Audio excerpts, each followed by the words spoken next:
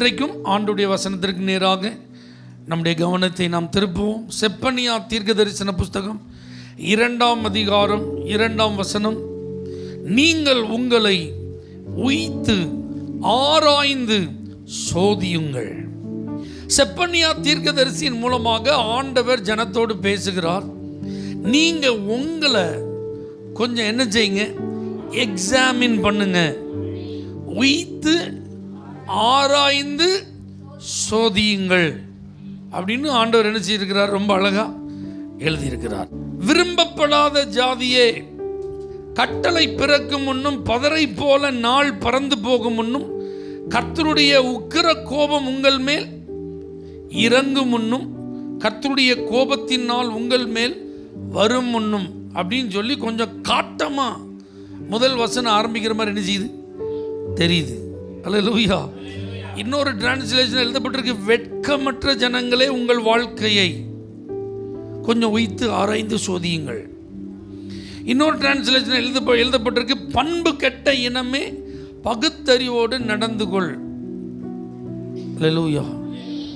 இதெல்லாம் ஆண்டவர் சொல்லும்போது நீங்க உங்களை உய்த்து ஆராய்ந்து சோதியுங்கள் அப்படின்னு ஆண்டவர் ஒரு வார்த்தையை சொல்றாருன்னா, இதெல்லாம் கொடுக்கணும் அப்படின்னு நான் என்ன செய்யல, நான் நினைக்கல. இப்படி தீங்குகளும் நீங்க எதிர்பாராத எதிர் விளைவுகளும் உங்களுக்கு வரணும் அப்படிங்கிறது என் ஆசையே.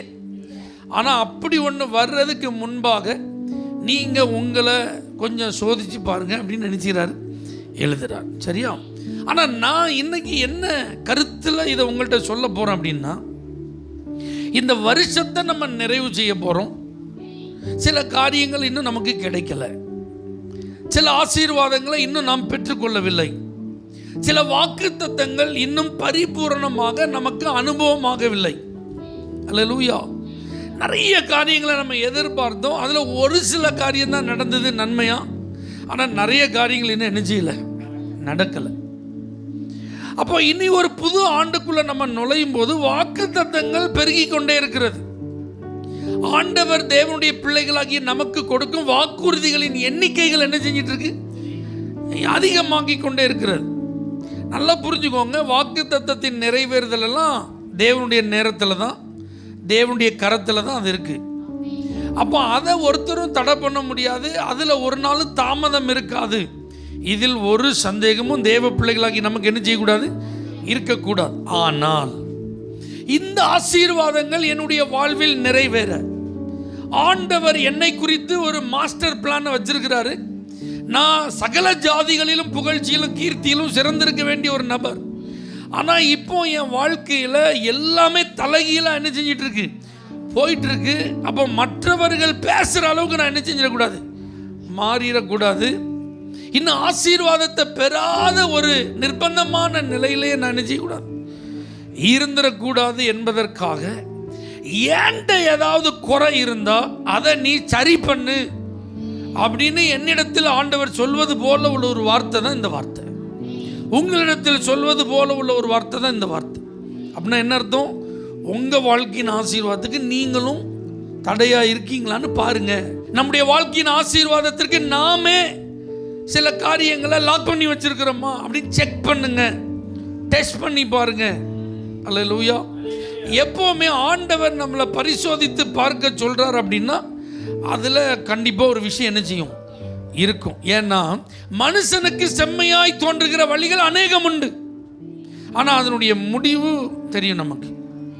அப்போ ஏன் பார்வையில் இந்த வருஷம் இதெல்லாம் சரி, நான் செஞ்சது சரி, நான் போனது சரி, நான் பார்த்தது சரி, நான் நடந்தது சரி, இப்படித்தான் அதை செஞ்சிருக்கணும், அது தப்பு இல்லை, அவங்க இப்படி இருந்ததுனால நான் இப்படி இருந்தேன், அவங்க அதை செஞ்சதுனால நான் இதை செஞ்சேன், இப்படி நாம் நம்மை நியாயப்படுத்துவதற்கு ஏராளமான காரியங்கள் என்ன செய்யலாம், நம்மிடத்தில் இருக்கலாம். நம்முடைய பார்வையில் இது சரி என்று சொல்லுவதற்கு நிறைய விஷயங்கள் என்ன செய்யலாம், இருக்கலாம். நம்ம ஒரு கோடு போட்டிருப்போம், நான் கரெக்டாக என் லைனில் இருக்கேன் பாருங்க, என்னால் அவங்களுக்கு எந்த டிஸ்டர்பும் கிடையாது, ஆனால் அவங்க தான் வந்து என்ன செஞ்சுருக்காங்க, அப்போ நான் ரைட்டு தான். இப்படி நமக்குள்ளே சில பெர்ஃபெக்ஷன்ஸை என்ன செஞ்சுருப்போம், வச்சிருப்போம். ஆனால் இதெல்லாம் கொஞ்சம் தள்ளி வச்சுட்டு இது தேவனுடைய பார்வையில் எப்படிப்பட்டதாக இருக்கிறது, தேவன் இதை குறித்து ஒரு கமெண்ட் பண்ணாருன்னா என்ன செய்வார், இதெல்லாம் நம்ம ஆராய்ந்து பார்க்க வேண்டியது ரொம்ப அவசியம். அப்போ தேவனுடைய பிள்ளைகள் ஆராய்ந்து பார்க்க ஆண்டவர் 3 மெத்தட்ஸை வச்சிருக்கிறார். 3 முறைகளை கர்த்தர் வைத்திருக்கிறார். இதெல்லாம் டெய்லி நீங்கள் எக்ஸாமின் பண்ணி பார்க்க வேண்டியது. இயர் எண்டில் அல்லது மந்த் எண்டில் அல்லது எங்கேயாவது ஒரு சிக்கலில் இருக்கும்போது அப்போ போய் உட்காந்து எக்ஸாமின் பண்ணுறதா என்ன செய்யக்கூடாது, இருக்கக்கூடாது. அதை நீங்கள் புரிந்து கொண்டு ஒவ்வொரு நாளை நிறைவு செய்யும்போது உங்களை நீங்கள் செக் பண்ணி பார்க்கணும். அப்போ 3 முறைகளில் நீங்கள் உங்களை செக் பண்ணி பார்த்தீங்கன்னா டக்குன்னு சரி செய்ய வேண்டியதை என்ன செஞ்சிடலாம், சரி பண்ணிடலாம். நமக்கு திறக்கப்பட வேண்டிய வாசல் திறந்துடும், நமக்கு வர வேண்டிய நன்மைகள் வந்துடும், நமக்காக கூறப்பட்ட வாக்குத்தத்தங்கள் நம்முடைய வாழ்வை ஆசீர்வாதமாக என்ன செஞ்சிடும், மாற்றிவிடும். அப்போ எதிர்மறையானவைகளை நாம் சந்திக்க வேண்டிய தேவை என்ன செய்யாது, இருக்காது. தேவனுடைய கோபத்துக்கு ஆளாக வேண்டிய அவசியம் என்ன செய்யாது, இருக்கா. எத்தனை முறை நான் பேசினேன், எத்தனை முறை நான் எச்சரித்தேன் அப்படின்னு இந்த தீர்க்கதரிசிகளை கொண்டு ஆண்டவர் அவங்கள்ட்ட பேசிகிட்டே இருக்கார் பார்த்தீங்களா. அந்த மாதிரி ஒரு நபராக நாம் என்ன செய்ய மாட்டோம், இருக்க மாட்டோம். அதை தான் இன்றைக்கி நான் உங்கள்கிட்ட பேச போகிறேன். நீங்கள் உங்களை உயித்து ஆராய்ந்து அறிவதற்கு கர்த்தர் வைத்திருக்கிற முதலாவது மெத்தட், நீங்கள் எதன் அடிப்படையில் உங்களை ஆராய்ந்து பார்க்கணும் அப்படின்னா, எபிரேயர் 4:12 அதில் எல்லாம் எவ்வளோ அழகாக எழுதப்பட்டிருக்கு பாருங்க.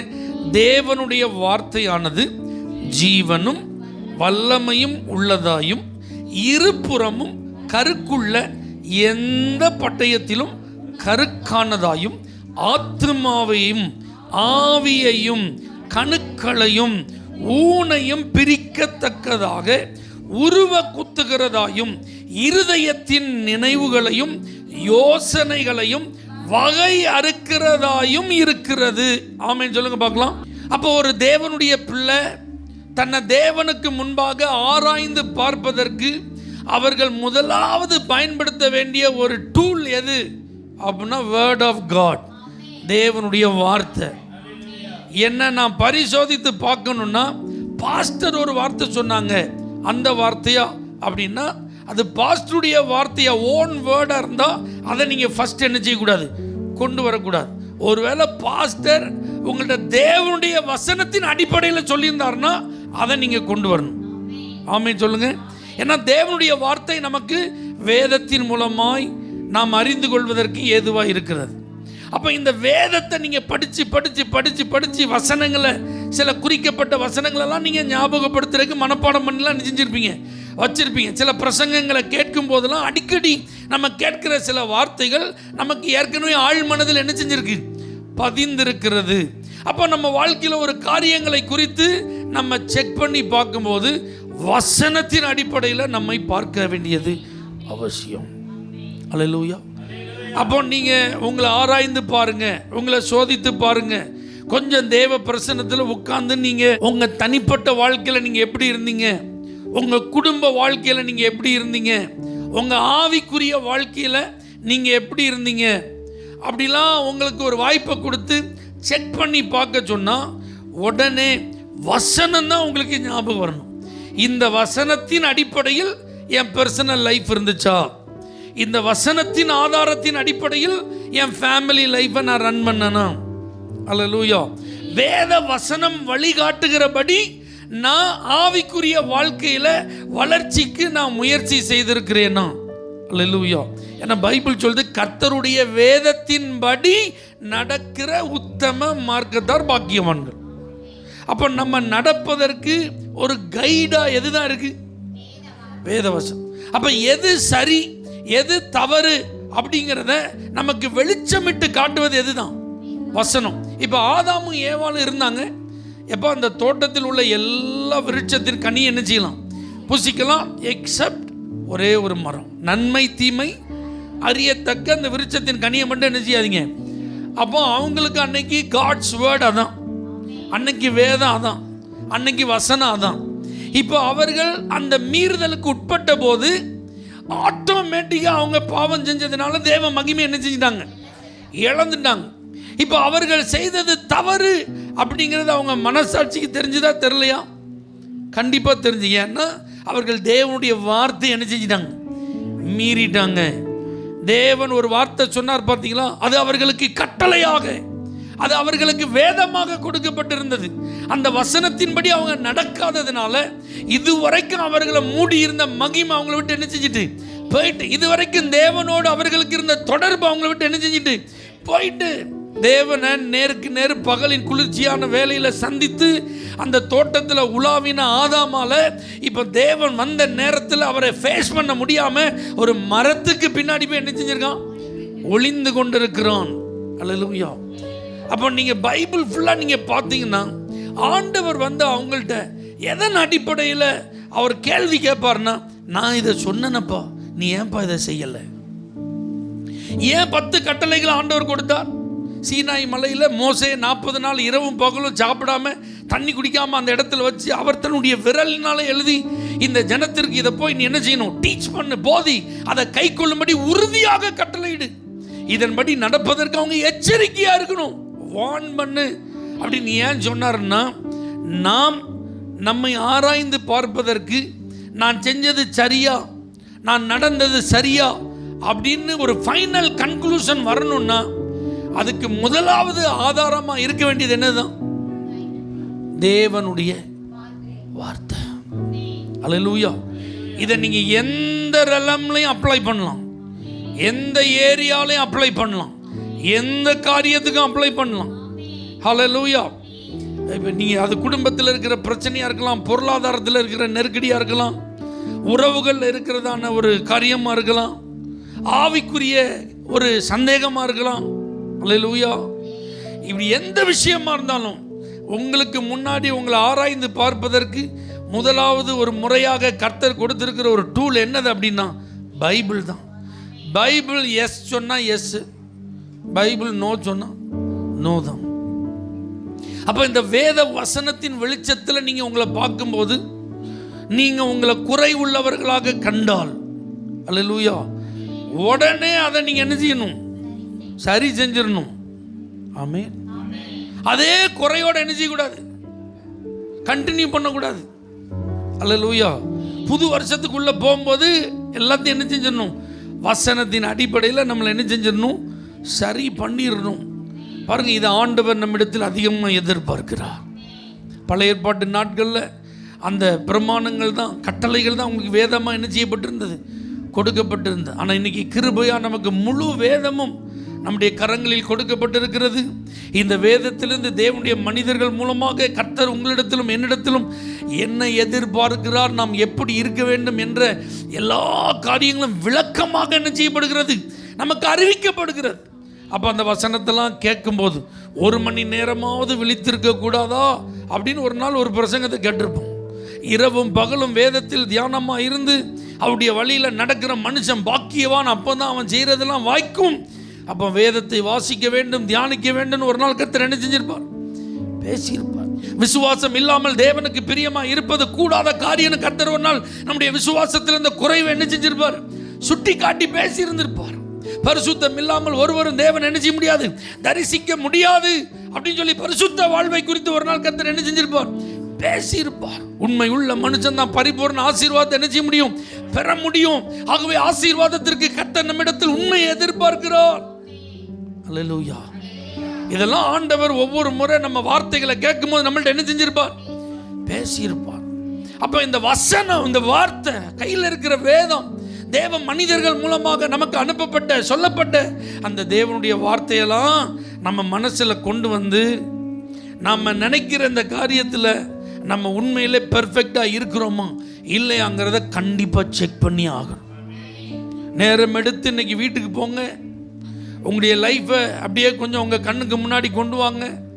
இந்த ஆண்டு முழுவதிலும் நீங்கள் செஞ்ச ஒவ்வொரு காரியத்துக்கும் மனுஷங்கள்ட்ட நம்ம காம்ப்ரமைஸ் பண்ணியிருக்கலாம், அப்படி தானே? மனுஷங்கள்ட்ட நியாயம் அப்படின்னு சொல்லி அவங்கள வாதாடி இருக்கலாம், மனுஷங்கள்ட்ட இது இப்படித்தான் அப்படின்னு சொல்லி அவங்கள பேச முடியாதபடிக்கு என்ன செஞ்சிருக்கலாம், அவங்கள ஸ்டாப் பண்ணியிருக்கலாம். ஆனால் தேவனுடைய வார்த்தையை யாரும் என்ன செய்ய முடியாது, ஏன்னா அது இருபுறமும் கருக்குள்ள பட்டயம், நினைவுகளை அதெல்லாம் வகையறுத்துருமா. அல்லேலூயா. இங்கே குத்தி அங்கே என்ன செஞ்சிடும், வந்துடும். அதனால தான் அன்னைக்கு பேதுரு பிரசங்கம் பண்ண போது இருதயத்தில் குத்தப்பட்டவர்களாய், அவன் சொன்ன அந்த வார்த்தை, நீங்க தான் ஜீவாதிபதியை கொலை செய்தீர்கள். ஆனா தேவன் அவரை மரித்தோரிலிருந்து என்ன செய்தார்? அந்த வார்த்தை அவங்களை குத்தி. அப்ப அவங்க கேட்காங்க, ஆண்டவன்மாரே, நாங்கள் ரட்சிக்கப்படுகிறதற்கு என்ன செய்யணும்? அப்ப அந்த வசனத்தின் அடிப்படையில், அந்த பேசப்பட்ட அந்த கர்த்தருடைய வார்த்தையின் அடிப்படையில் அவங்க தங்களை பார்த்ததுனால தான் அந்த உணர்வு. தாவீது தவறு செய்த போது நாத்தான் தீர்க்கதரிசி வந்து, நீயே அந்த மனுஷன். ஏன்னா தேவன் தான் அவனை அனுப்பி விடுறாரு. அந்த வார்த்தை தேவனுடைய வார்த்தை, தேவனிடத்திலிருந்து அனுப்பப்பட்ட வார்த்தை. அந்த வார்த்தை அவனுக்கு நேரம் வந்தவன அவன் தன்னை அப்படி பார்க்குறான். Yes, before the word of God, நான் யாரு? நான் ஒரு பாவி. ஐ அம் எ சின்னர். தேவனுடைய வார்த்தையின்படி நான் ஒரு பாவி. அல்லேலூயா. இதான் ஆராய்ந்து பார்ப்பது. இப்ப பாருங்க, எசேக்கியாவுக்கு நேரம் ஒரு வார்த்தை வருது, உன் வீட்டு காரியத்தை ஒழுங்குபடுத்து, நீ மரித்து போவாய், பிழைக்க மாட்டாய். அப்ப ஆண்டவர்கிட்ட திரும்பி அழுறான், கர்த்தாவே, நான் உமக்கு முன்பாக உண்மையா நடந்ததெல்லாம் நீங்க நினைக்க மாட்டீங்களா? அல்லேலூயா. அப்ப பாருங்க, உடனே அவன் என்ன சொல்றான் ஆண்டவர்கிட்ட, எங்க அப்பா காலத்துல தேவாலயம் எவ்வளவு கேடா இருந்துச்சு, அசுத்தமா இருந்தது. நான் முதல்ல திறந்ததே ஆலயத்தின் கதவு தான். நான் முதல்ல பார்த்ததே ஆலயத்தை சுத்திகரித்தது தான். நான் முதல்ல ஏற்பாடு பண்ணதே ஆலயத்தில் ஆராதனை முறைமைகளை தான். நான் முதல்ல ரெடி பண்ணதே ஆசாரியர்களை ஊழியம் செய்யறது தான். என் ராஜ்ய பார்த்த நான் ஸ்தாபிக்கிறதற்கும் என் சிங்காசனத்தை நிலை நிறுத்துவதற்கும் நான் என்ன செய்யல, நான் முயற்சி பண்ணல. முதல்ல உங்களைத்தான் ஆண்டவரே நான் தேடினேன். எசேக்கியா ராஜாவை குறித்து எழுதப்பட்ட வார்த்தை பாருங்க, அவனை போல கர்த்தர் மேல நம்பிக்கை வைத்த ஒரு ராஜா அவனுக்கு முன்பாகவும் இல்லை பின்பாகவும் இல்லை. அப்போ அதனால தான் உரிமையா சொல்றான். அந்த வார்த்தை அவனுக்கு நெகட்டிவா தான் வருது, உன் லைஃப் முடிஞ்சிட்டு அப்படின்னு வருது. ஆனா இப்ப அதை ஆண்டவருக்கு முன்பாக அதே வார்த்தையை அவன் கொண்டு போறான் பாருங்க. நான் உமக்கு முன்பாக மன உண்மையா உத்தமமா நடந்தன, உங்க வழிகளில் எல்லாம் நான் நடந்தன, உங்க கற்பனைகளின் படி நான் நடந்தன, உங்களையே நான் நம்பி இருந்தன. அல்லேலூயா. என்ன நீங்க நினைக்க மாட்டீங்களா? அப்ப நீங்க எந்த காரியமா இருந்தாலும், அது பாசிட்டிவோ நெகட்டிவோ, உங்களுக்கு முன்பாக இருக்கிற ஒரு புதிய ஆண்டிற்குள் நுழைவதற்கு முன்பாக உங்க டோட்டல் லைஃப் அப்படியே கொஞ்சம் நிறுத்தி பாருங்க. வசனத்தின் அடிப்படையில் நீங்க உணர்த்தப்படும் ஒவ்வொரு காரியங்களும் தேவனால் உணர்த்தப்படுகிறீர்கள் என்பதை மறந்து விட வேண்டாம். அது தேவனே உங்களை அதிகமாய் நேசிக்கிறதினால் அவர் உங்களோடு கூட பேசின வார்த்தை என்பதை மறந்து விட வேண்டாம். அதில் சில நேரம் வாக்குத்தத்தம் இருந்திருக்கும், அதில் ஆலோசனை இருந்திருக்கும், சில நேரம் எச்சரிப்பு இருந்திருக்கும், சில நேரம் தண்டனை கூட என்ன செஞ்சிருக்கும், இருந்திருக்கும். ஆனால் எல்லாம் என் நன்மைக்காக, எனது ஆசீர்வாதத்திற்காக. ஹல்லேலூயா. அப்ப முதலாவது நீங்க செய்ய வேண்டியது, வசனத்தின் அடிப்படையில் உங்களை என்ன செய்யணும், ஆராய்ந்து பாருங்க. ரெண்டாவது நீங்க செய்ய வேண்டிய, ரோமருக்கு எழுதின நிருபம் 8ஆம் அதிகாரம் 5வது வசனத்தை நீங்க வாசிச்சு பார்த்தீங்கன்னா, அன்றியும் மாம்சத்தின்படி நடக்கிறவர்கள் மாம்சத்துக்குரியவைகளை சிந்திக்கிறார்கள், ஆவியின்படி நடக்கிறவர்கள் ஆவிக்குரியவைகளை சிந்திக்கிறார்கள். அல்லேலூயா. இப்ப ரெண்டாவது, உங்களை நீங்க ஆராய்ந்து பார்க்க உட்கார்ந்தீங்கன்னா உடனே நமக்குள்ள என்னென்ன வரும், நம்ம என்னைக்குமே சரின்னா ஒரு நினைப்பு வரும். ஆமாவா இல்லையா? ஏன் நீங்க 1 மணி நேரம் இன்னைக்கு ஜோம் பண்ணலன்னு கேட்டா அதுக்கு நம்ம உடனே என்ன செய்வோம், என்ன வேலை இருக்கு பாஸ்டர் உங்களுக்கு தெரியுமா, எவ்வளோ வேலை இருக்கு, ஒன்று அடுக்குனா இன்னொன்று என்ன செஞ்சிருது, உழைச்சி போடுது. துணியை துவைக்க வேண்டியது இருக்கு, வீட்டை கிளீன் பண்ண வேண்டியது இருக்கு, என்னுடைய காரியத்தையும் பார்க்க வேண்டியது இருக்கு, பிள்ளைகளையும் பார்க்க வேண்டியது இருக்கு. அப்படிதானா? இது மாதிரி நம்ம நிறைய சொல்லுவோம். இதெல்லாம் நம்முடைய நினைவுகள், நாமே நம்மை குறித்து நம்முடைய காரியங்களுக்காக நம்ம பேசுறது. அப்படிதானா? இது மாதிரி நான் ஒரு எக்ஸாம்பிள் சொன்ன மாதிரி உங்கள் ஒவ்வொருத்தட்டையும் இது இருக்கும்.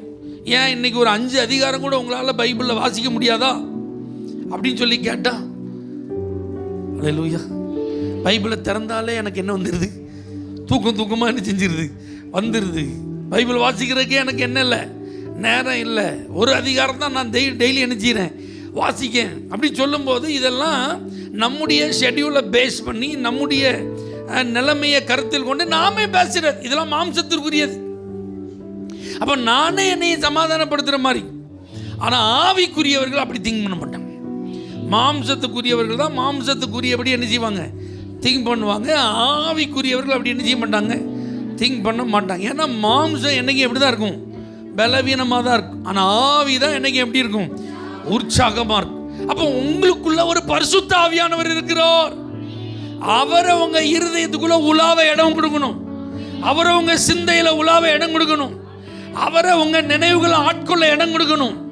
அவருக்கு உங்க இதயத்துல முழுமையா இடம் கொடுக்கணும். அல்லேலூயா. அதனாலதான் தாவீது ஜெபம் பண்ணும்போது தான் சொல்லுவாரு, உம்முடைய நல்ல ஆவி என்ன எப்படி நடத்தட்டும், செம்மையான வழியில என்ன நடத்தட்டும். ஆவியானவர் தான் நமக்குள்ள இருக்கிற ஆழங்களிலே உலாவுகிறவர். ஆழத்தில் என்ன இருக்கும்? இருள் இருக்கும். இருள் இருக்கிறத பார்க்க முடியுமா? பார்க்க முடியாது. அப்ப நமக்குள்ள இருக்கிற சில குறைவுகளை நாம என்ன செய்ய முடியாது, பார்க்க முடியாது. அதை யார் தான் பார்க்க முடியும்? ஆவியானவர் தான் பார்க்க முடியும். அப்ப ஆவியானவருக்கு நீங்க என்ன கொடுக்கணும்? கொஞ்சம் இடம் கொடுக்கணும். ஆவியானவரை என்ன நிரப்புங்க. ஏன்னா ஆவியினால நான் நடத்தப்படணும், மாம்சத்தினால நான் நடத்தப்படக்கூடாது. ஏன்னா மாம்ச சிந்தை உள்ளவனா நான் என்ன செய்யக்கூடாது, இருக்கவே கூடாது. ஏன்னா மாம்ச சிந்தை தேவனுக்கு விரோதமான பகை. அது ஆவிக்குரியவனா என்ன செய்யக்கூடாது, இருக்கவே கூடாது. மாம்சம் மாம்சம் மாம்சம் எழும்பிட்டே இருந்தா ஆவியானுடைய செயல் கம்ப்ளீட்டா ஸ்டாப் ஆயிடும். ஆவியானவர் கிரியை செய்யறது அதை அப்படி ஆஃப் பண்ணிடும். ஆவியானவர் எனக்குள்ள கிரியை செய்யலைன்னா நான் முற்றிலும் காரணலாயிருவேன், முற்றிலும் மாம்சத்துக்குரியவனா மாறிடுவேன். முற்றிலும் மாம்சத்துக்குரியவனா மாறினா அதுக்காக பொல்லாத பாவியாயிருவேன் அப்படின்னு நினைச்சிடாதீங்க. சன்மார்க்கமா பேச ஆரம்பிச்சிருவோம். நம்ம சன்மார்க்கர்கள் ஒரு எறும்புக்கு கூட என்ன செய்ய மாட்டாங்க, தீங்கு செய்ய மாட்டாங்க. ஆனால் அவங்கள்ட்ட ரட்சிப்பு மட்டும் இருக்காது. நல்லவங்களா இருப்பாங்க, அடுத்தவங்களுக்கு எந்த தொந்தரவும் செய்யக்கூடாதுன்னு நினைப்பாங்க. நாமும் அவங்க வழியில் குறுக்க விட வேண்டாம், அவங்களும் நம்ம வழியில் தலையிட வேண்டாம்னு தள்ளியே நிற்பாங்க. இப்படிப்பட்ட ஒரு குரூப் தான் சன்மார்க்கர்கள். அப்போ நம்ம முற்றிலும் ஆவியானவருக்கு இடம் கொடுக்காம சும்மா நார்மல் கிறிஸ்டியனாக இருந்தோம்னா நம்ம யாரா மாறிடுவோம், சன்மார்க்கரை மாறிடுவோம். அப்போ நம்ம நீதியையே பேச ஆரம்பிச்சிருவோம், நம்முடைய நியாயத்தையே பேச ஆரம்பிச்சிருவோம். அப்படின்னா அது சுய நீதியாக மாறிடும். சுய நீதி ஆண்டவருக்கு முன்னாடி செல்லுமா? அல்லேலூயா.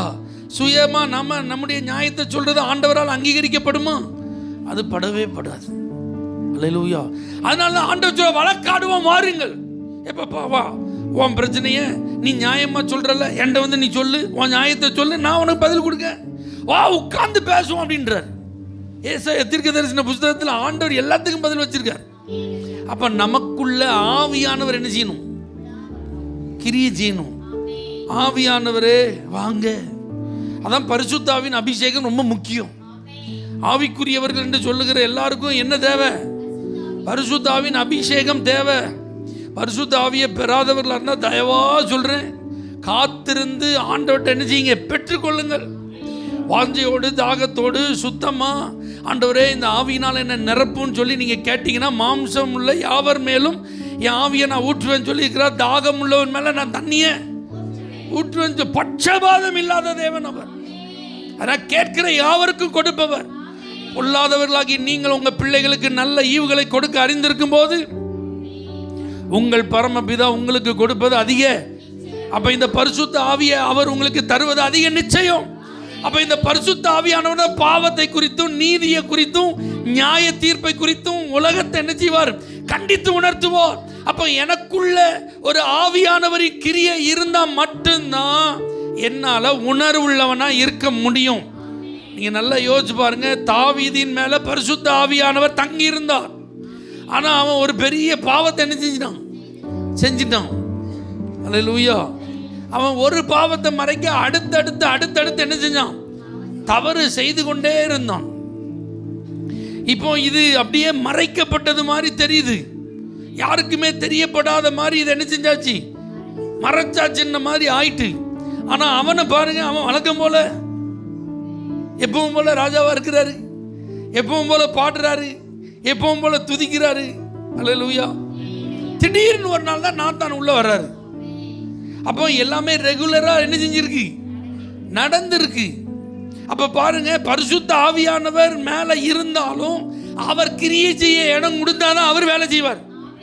அவர் யாரும் என்ன செய்ய மாட்டாரு, ஃபோர்ஸ் பண்ண மாட்டார், கட்டாயப்படுத்த மாட்டார். அப்ப நாத்தான் வந்து பேசின உடனே அந்த வார்த்தையை, தேவனுடைய வார்த்தையை உள் வாங்கி அவன் சொல்றான், அந்த பரிசுத்த ஆவியை என்ன விட்டு என்ன செஞ்சிடாதீங்க, எடுத்துடாதீங்க. அதை எடுத்துட்டீங்கன்னா நான் உணர்வு இல்லாதவனா மாறிடுவேன். நான் அதை எடுத்துட்டா சாதாரணமான ஆளா நான் மாறிடுவேன். 51ஆம் சங்கீதத்தில் அவர் ரொம்ப அழகா அந்த காரியத்தில் அவர் சொல்லுவார் பாருங்க. தேவனே உமது கிருபையின்படி எனக்கு இறங்கும், மிகுந்த இரக்கங்களின்படி என் மீறுதல்கள் நீங்க, என் அக்கிரமங்கள் நீங்க, என்னை முற்றிலும் கழுவி என் பாவமற என்னை, என் மீறுதல்களை நான் அறிந்திருக்கிறேன், என் பாவம் எப்பொழுது எனக்கு முன்பாக. தேவரீர் ஒருவருக்கு விரோதமாக நான் பாவம் செய்து உமது கண்களுக்கு முன்பாக பொல்லாங்கானதை நான் செஞ்சேன், நடப்பித்தேன். நீர் பேசும்போது உம்முடைய நீதி விளங்கவும், நீ நியாயந்தீர்க்கும் போது உம்முடைய பரிசுத்தம் விளங்கவும் இதை அறிக்கையிடுகிறேன். அல்லேலூயா. அப்ப நல்லா புரிஞ்சுக்கோங்க, 3வது ஸ்டெப்ல இந்த பரிசுத்த ஆவியானவர் உங்களுக்குள்ள கிரியை செய்யணும்னா நீங்க ஜெபத்துக்கு வந்தே ஆகணும். ஜெபங்கிற ஒரு முழங்கால நீங்க முடக்கியே ஆகணும். வசனத்தை கேட்டாச்சு, அல்லேலூயா, ஆவியானுடைய ஏவுதலின்படி ஒரு தீர்க்க தரிசனமான வெளிப்பாடு என்ன செஞ்சுட்டு வந்துட்டு ஆவியானவர் கிரியை செய்யறதுக்கு என்ன செஞ்சிட்டாரு, அவர் தன்னுடைய வேலையை ஆரம்பிச்சிட்டாரு. ஆனால் அந்த வேலையின் அடிப்படையில் அந்த ப்ராசஸ் கம்ப்ளீட் ஆகணும்னா உங்கள் முழங்கால் முடங்கணும், நீங்கள் ஜெபம் பண்ணியே ஆகணும். அதனால தான் 51ஆம் சங்கீதத்தில் அவர் என்ன செய்கிறாரு, அவர் ஜெபம் பண்ணுறாரு. இதோ நான் துர்க்குணத்தில் என்ன செஞ்சேன், என் தாய் என்னை பாவத்தில் நான் என்ன செஞ்சேன், உள்ளத்தில் உண்மை இருக்க நீங்கள் விரும்புகிறீங்க, அந்த காரணத்தில் ஞானத்தை எனக்கு. அல்லேலூயா. அவர் சொல்கிறார் பாருங்க, என் பாவங்களை பாராதபடிக்கு நீர் உமது முகத்தை மறைத்து என் அக்கிரமத்தெல்லாம் என்ன செஞ்சிருங்க, என்னை விட்டு நீக்கிருங்க. அல்லேலூயா. நொறுங்குண்டது நறுங்குண்டதுமான ஆவியை நீங்கள் என்ன செய்ய மாட்டீங்க, புறக்கணிக்க மாட்டீங்க. ஆமீன் சொல்லுங்க. அப்போ வார்த்தையை கேட்குறோம், பரிசுத்த ஆவியானவர் மூலமாக நமக்குள்ள என்ன நடக்கு, கிரியை நடக்கு. அது ஆக்டிவேஷன் ஆகணும்னா நீங்கள் என்ன செய்யணும், ஜெபம் பண்ணியே ஆகணும். அதனால தான் 139ஆம் சங்கீதத்தில் அவர் ஜெபம் பண்ணுவார். அந்த வார்த்தையை நீங்கள் அடிக்கடி நீங்கள் வாசிச்சிருப்பீங்க. 139ஆம் சங்கீதத்தில் 23ஆம் வசனத்தும் 24வது வசனம், தேவனே என்னை ஆராய்ந்து என் இருதயத்தை அறிந்து கொள்ளும், என்னை சோதித்து என் சிந்தனைகளை அறிந்து கொள்ளும், வேதனை உண்டாக்கும் வழி என்னிடத்தில் உண்டோ என்று பார்த்து நித்திய வழியிலே என்னை நடத்தும். அல்லேலூயா. அப்போ வருஷ கடைசியில் வந்திருக்கிறோம், மாத கடைசியில் வந்திருக்கிறோம், ஒரு நாளை நிறைவு செய்கிற இரவு நேரத்தில் நம்ம வந்திருக்கிறோம். அப்போ நம்ம வந்து அந்த நாளை முடிக்கும்போது, அந்த வாரத்தை முடிக்கும்போது, அந்த மாதத்தை முடிக்கும்போது, அல்லது அந்த வருடத்தை முடிக்கும்போது வசனத்தின் அடிப்படையில் இந்த நாளை நான் செலவு பண்ணேன்னா, என் வாழ்க்கையில் ஆண்டுடைய வார்த்தையை நான் ஏதாவது மீறிட்டேன்னா, ஆண்டுடைய கட்டளைக்கு நான் ஏதாவது கீழ்ப்படியாமல் இருந்திருக்கிறேன்னா, ஆண்டவர் உணர்த்தியும் அந்த உணர்வை நான் அற்பமாக அசட்டை பண்ணிட்டு போயிட்டேன்னா, ஆண்டவர் என்னோடு கூட மிக தெளிவாக அவர் பரிசுத்த ஆவியினால எனக்கு அதை வெளிப்படுத்தியும் அதை கஞ்சாடையாக நான் விட்டுட்டேன்னா, அதெல்லாம் பார்த்து அந்த ராத்திரி அந்த நாளை நிறைவு செய்யும் போது முழங்கால் படிட்டு ஆண்டவரோடு என்ன செஞ்சிடணும், பேசி தவறுன்னா அதற்கு மனஸ்தாபப்பட்டு மன்னிப்பு கேட்டு இனிமேல் நான் இதை என்ன செய்ய மாட்டேன், செய்ய மாட்டேன்னு ஒப்பு கொடுத்துடணும். என் ஆவி, என் ஆத்துமா, என் சரீரத்தை உங்கள் கையில் என்ன செய்கிறேன், அர்ப்பணிக்க. ஏன்னா நாளைய தினம் பிறப்பதை நாம் அறியோம். 2024 நம்ம சந்தோஷமாக என்ன செஞ்சிட்டு இருக்கோம், எதிர்பார்த்துட்டு இருக்கோம். ஆனால் டெய்லி துக்க செய்திகளை என்ன செய்கிறோம், கேள்விப்படுறோம். அப்போ அவங்கெல்லாம் 2024 சந்திக்கணும்னு என்ன செஞ்சுருப்பாங்க, நிறைய பிளான் வச்சுருந்துருப்பாங்க, புது ட்ரெஸ் எல்லாம் எடுத்து என்ன செஞ்சுருந்துருப்பாங்க, வச்சுருப்பாங்க. இல்லையா? அதனால தான் ஒவ்வொரு நாளை நம்ம நிறைவு செய்யும் போதும் வசனத்தின் வெளிச்சத்தில் நம்மை ஆராய்ந்து பார்த்து, பரிசுத்த ஆவியானவரின் உதவியோடு நம்மை ஆராய்ந்து பார்த்து, ஜெபத்தின் மூலமாய் தேவனோடு தொடர்பு கொண்டு குறைவுகளை நாம் சரி செய்வோமானால், விட்டுவிட வேண்டிய காரியங்களை விட்டு விடுவோமானால், இனி அடுத்து தீர்மானிக்க வேண்டிய காரியங்களை தீர்மானிப்போமானால், ஆண்டவர் நிச்சயமாக நம்மை ஆசீர்வதிப்பார் என்பதில் சந்தேகமில்லை. வாக்குத்தத்தங்கள் நிறைவேறும் என்பதில் சந்தேகமில்லை. இன்னும் தடைப்பட்ட காரியங்களிலே கர்த்தர் தடைகளை நீக்குவார் என்பதில், ஏன் ஆசீர்வாதத்துக்கு நான் தடை இல்லைன்னு என்னால் அப்போதான் தைரியமாக சொல்ல முடியும். எனக்கு கர்த்தர் வைத்திருக்கிற நன்மைகளை நான் என்ன செய்யலை, தடுக்கலைன்னு என்னால் அப்போ தான் உறுதியாக என்ன செய்ய முடியும், சொல்ல முடியும். அப்படிப்பட்ட மனநிலைக்கு நம்மை ஆயத்தப்படுத்துவோம், வாக்குத்தத்தங்களை சுதந்தரிப்போம்.